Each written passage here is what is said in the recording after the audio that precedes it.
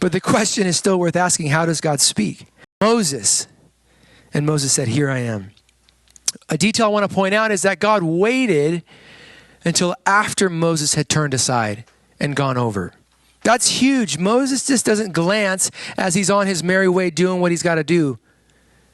Moses had a path. Moses had a plan. Moses had a places to go, people to see. And God gets his attention, and instead of just being like, oh, that's weird, carry on, he turns aside and he goes over. And then God speaks. Moses slowed down. Moses paid attention, and then God spoke.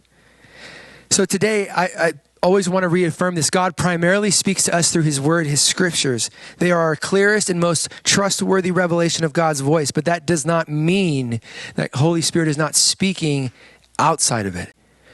The question is, are you turning aside to listen? Like, he wants to be found by you. He wants you to hear him, but we have to create space and slow down. We have to be willing to let him interrupt us. And when he does, and he will, a good answer is, here I am. Not with all the answers, but you have my attention. So the question was, how does God speak?